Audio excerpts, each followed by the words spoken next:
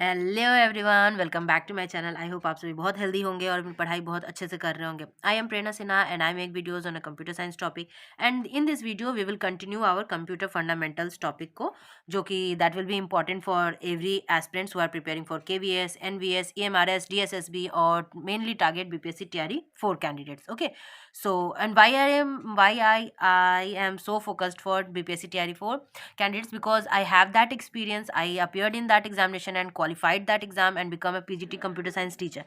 So I am trying my best कि मैं उन सबों की हेल्प कर सकूं. So without wasting our time, let's start with the video. सबसे पहले इससे प्रीवियस जो 4 क्लासेस हुई हैं उसमें हमने हार्डवेयर सॉफ्टवेयर तक पढ़ चुके हैं हम लोग। तो आज हम जो टॉपिक स्टार्ट करने वाले हैं वो पढ़ेंगे हम एप्लीकेशन सॉफ्टवेयर के बारे में। क्या होता है एप्लीकेशन सॉफ्टवेयर? एप्लीकेशन सीधी सीधी बात है, ऐप जो होता है वो कोई भी ऐप अगर हम जब डेवलप करते हैं तो वो जिस टास्क के लिए बना होता है उसी टास्क को परफॉर्म करता है ना। तो उसी तरह से सॉफ्टवेयर में भी है, कोई भी ऐसा सॉफ्टवेयर जो किसी स्पेसिफिक टास्क को परफॉर्म करने के लिए डेवलप होता है वो एप्लीकेशन सॉफ्टवेयर कहलाता है। ठीक है, specific software that works on top of the, और ये काम करता है on the top of system software, is termed as application software. ठीक है, दो ब्रॉड कैटेगरीज होती हैं, एक जनरल पर्पस होता है, एक कस्टमाइज एप्लीकेशन सॉफ्टवेयर होता है। दो कैटेगरीज कौन कौन हो गई? General purpose and customised application software. ठीक है, a computer system can work without application software but it can not work with, obvious सी बात है, अगर आपके सिस्टम में एमएस एक्सेल या पावर पॉइंट नहीं होगा तो आप काम कर लोगे आराम से, लेकिन अगर आपके अंदर आपके सिस्टम के अंदर अगर ऑपरेटिंग सिस्टम ना हो, सिस्टम सॉफ्टवेयर ना हो, तो आप काम नहीं कर सकते। सो बिना एप्लीकेशन सॉफ्टवेयर के काम हो जाएगा लेकिन बिना सिस्टम सॉफ्टवेयर के काम नहीं हो पाएगा। ठीक है, ये क्लियर है बात? The use of computer is possible in the absence of application software, यही बात है। चलिए आगे देखते हैं कि एप्लीकेशन सॉफ्टवेयर में जनरल पर्पस सॉफ्टवेयर क्या होता है। The application software develop for generic application to cater to bigger audience in general are called general purpose. ऐसा सॉफ्टवेयर जो कि एक टाइम में बहुत सारे ऑडियंस को टारगेट कर रहा हो, ऐसा जो सॉफ्टवेयर एप्लीकेशन सॉफ्टवेयर बनाते हैं उसे हम कहते हैं जनरल पर्पस। ठीक है, जैसे हमारा स्प्रेडशीट हो गई, वर्ड डॉक्यूमेंट हो गया, पावर पॉइंट हो गया, फोटोशॉप हो गया, मोजिला हो गया, वेब ब्राउजर जितने भी होते हैं, ये सारे क्या है, ये एक टाइम में बहुत सारे ऑडियंस को टारगेट करते हैं और जनरल पर्पस है। ठीक है, लेकिन है इस एक स्पेसिफिक टास्क को ही परफॉर्म करने के। ओके फाइन, उसके बाद हम देखते हैं कि कस्टमाइज सॉफ्टवेयर क्या होता है। General purpose software obviously clear होगा कि क्या है क्या नहीं। कस्टमाइज सॉफ्टवेयर क्या होता है? दीज आर कस्टम और टेलर्ड मेड एप्लीकेशन। जैसे मुझे कोई एप्लीकेशन डेवलप करना है तो मेरी जो जो रिक्वायरमेंट्स होंगी, मैं उसी रिक्वायरमेंट स्पेसिफिक कोई चीज़ें बनाऊंगी, अगर डेवलप करूंगी। कोई इंडिविजुअल हो या कोई ऑर्गेनाइजेशन हो जो बनवाती है तो उसे हम कस्टमाइज्ड सॉफ्टवेयर कहते हैं। ठीक है, जैसे यूजर डिफाइंड सॉफ्टवेयर में जो कि वेबसाइट जब हम बनाते हैं, या फिर स्कूल मैनेजमेंट सॉफ्टवेयर बनाए, या लाइब्रेरी या टैली वगैरह अकाउंटिंग सॉफ्टवेयर जो भी बनाते हैं उसे हम कहते हैं customise software. Okay, I hope application software में जनरल पर्पस और कस्टमाइज में डिफरेंस समझ में आ गया होगा।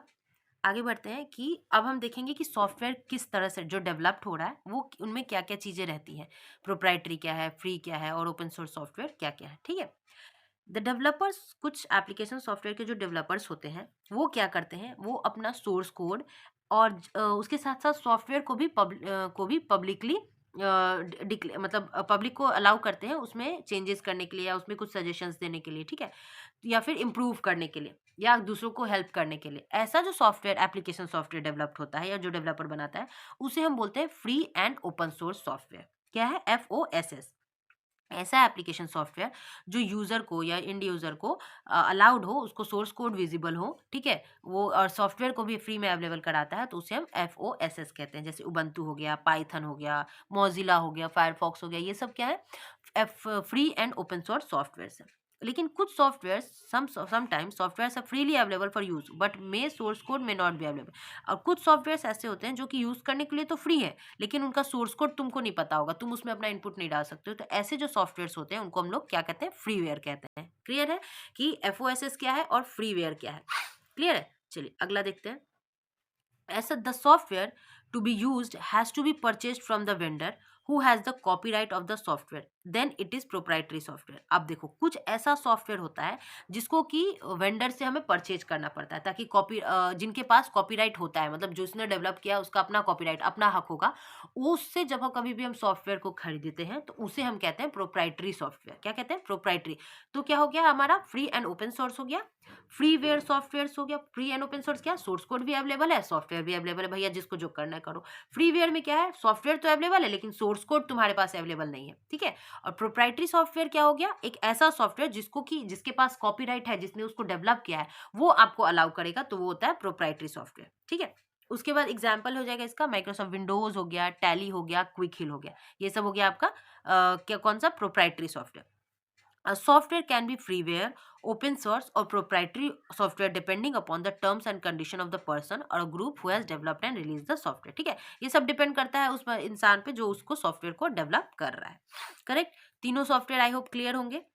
चलिए अब हम लोग सबसे इंपॉर्टेंट देखते हैं सिस्टम सॉफ्टवेयर, जो है ऑपरेटिंग सिस्टम, जिसके बिना हमारा सिस्टम नहीं चल सकता है। It is considered to be a resource manager. क्या है ये, रिसोर्स मैनेजर है, जो करता है सारे जितने भी रिसोर्सेज हैं उनको मैनेज करता है, जिसमें कि इंक्लूड है आपका hardware, CPU, RAM, disk, network और सारे ही इनपुट आउटपुट डिवाइसेस, ये होते हैं ऑपरेटिंग सिस्टम को, जो ऑपरेटिंग सिस्टम के द्वारा ये मैनेज किए जाते हैं।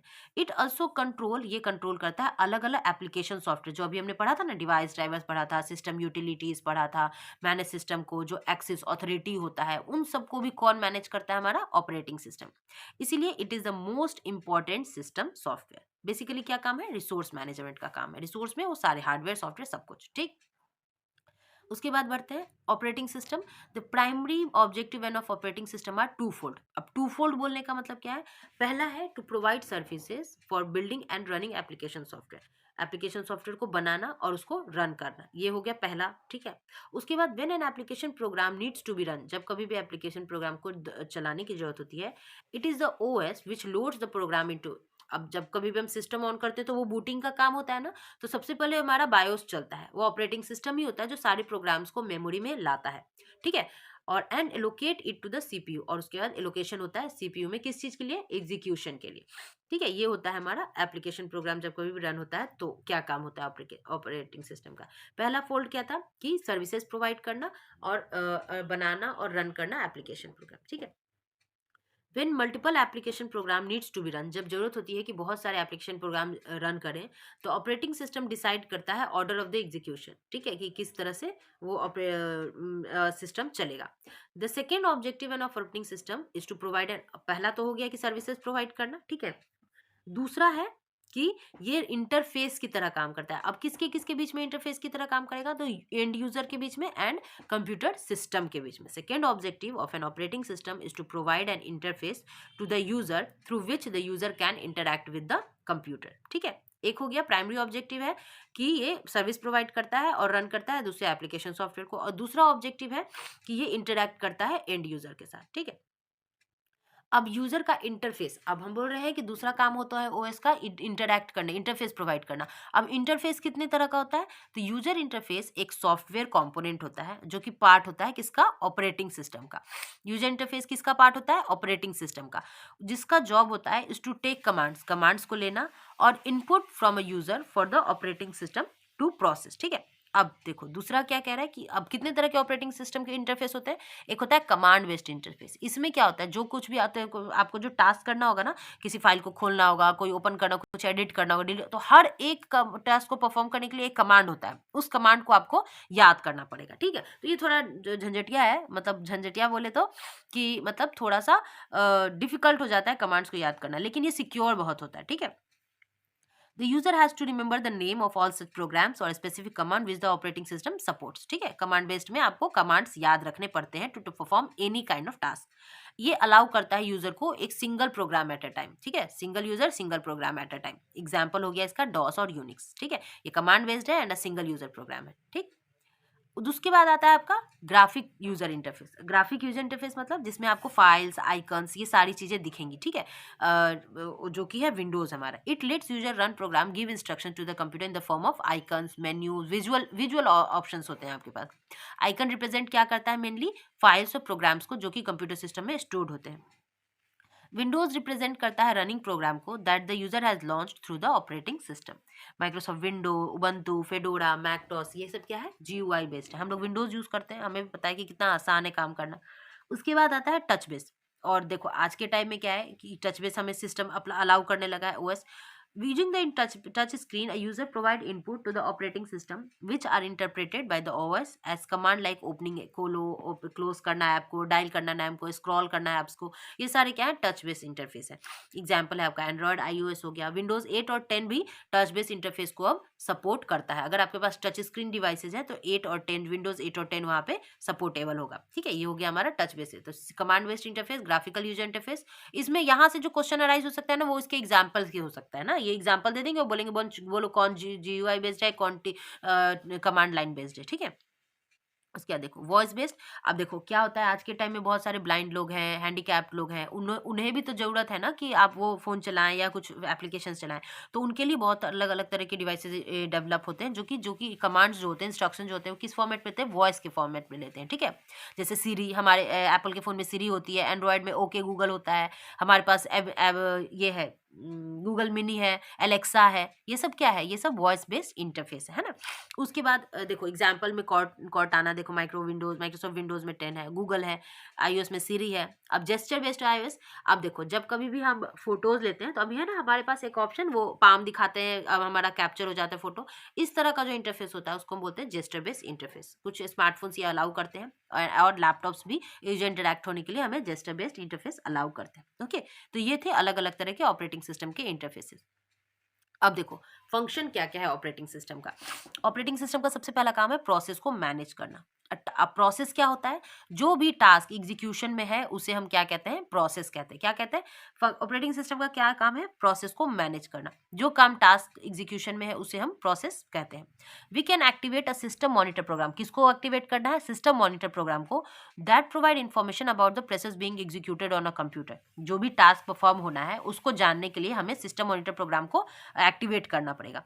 कुछ सिस्टम में ये एक्टिवेट होता है कंट्रोल ऑल्ट डिलीट से, ये कमांड याद कर लेना, कंट्रोल ऑल्ट डिलीट से ये चीज हमें पता चलती है। Process management concern the management of, अब प्रोसेस मैनेजमेंट में क्या मैनेज करेगा, मल्टीपल प्रोसेसेस को, एलोकेशन ऑफ रिक्वायर्ड रिसोर्सेज को और एक्सचेंज ऑफ इंफॉर्मेशन को अमॉन्ग अदर। प्रोसेस मैनेजमेंट करता है, लेकिन अब आखिर प्रोसेस मैनेजमेंट में करता क्या है, जब कभी भी बहुत सारे मल्टीपल प्रोसेसेस हैं तो उनको कौन से रिक्वायरमेंट रिसोर्सेज की ज़रूरत है, किसी को कभी CPU चाहिए होगा, किसी को कौन सा मेमोरी एलोकेशन चाहिए।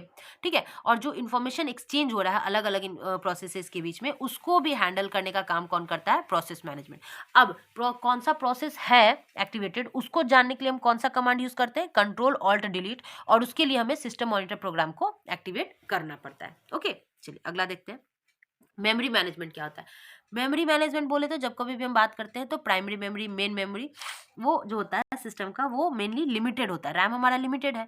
मेन टास्क होता है मेमोरी मैनेजमेंट में कि मेमोरी अलोकेट करना, कौन सी मेमोरी फ्री हो गई है, ठीक है, कौन सा resource memory from running processes से मेमोरी को हटाना, ये जो होता है हमारा मेमोरी मैनेजमेंट होता है। ठीक है, memory management concern with the management of main memory, RAM जो है उसको हैंडल करने का मेन काम होता है, so that maximum memory is occupied और utilise by large number of processes while keeping track of each and every location within the memory. और मतलब बेसिकली कौन सी मेमोरी फ्री है, कौन सी ऑक्यूपाइड है, कौन कितनी देर फ्री रहेगा, कौन की प्रायोरिटी है, एलोकेट करना, डी एलोकेट करना रैम को, ये काम जो होता है वो हमारा ऑपरेटिंग सिस्टम करता है। किस मैनेजमेंट, और ये जो मैनेजमेंट होता है इसे हम क्या कहते हैं, इसे हम कहते हैं memory management. Process management clear है, ठीक है, उसके बाद memory management I hope clear होगा। चलो आगे बढ़ते हैं। दूसरा आता है फाइल मैनेजमेंट। अब देखो डेटा एंड प्रोग्राम जो होता है वो फाइल के फॉर्मेट में स्टोर होता है, कहाँ स्टोर होता है, सेकेंडरी स्टोरेज में कंप्यूटर सिस्टम के। फाइल मैनेजमेंट की क्या करती है, इसमें इन्वॉल्व होता है कि फाइल को क्रिएट करना, अपडेट करना, डिलीट करना, प्रोटेक्ट करना। ठीक है, जब कभी भी फाइल हमारा सेकेंडरी मेमोरी में होता है तो फाइल मैनेजमेंट मैनेज करता है सेकेंडरी मेमोरी। यहाँ पे सबसे ज्यादा बार बार टारगेट क्या हो रहा है, सेकेंडरी मेमोरी को टारगेट करता है फाइल मैनेज, जबकि मेमोरी मैनेजमेंट हैंडल करता है क्या, मेन मेमोरी को, है ना। क्लियर है, फाइल मैनेजमेंट सेकेंडरी मेमोरी और मेमोरी मैनेजमेंट प्राइमरी मेमोरी को।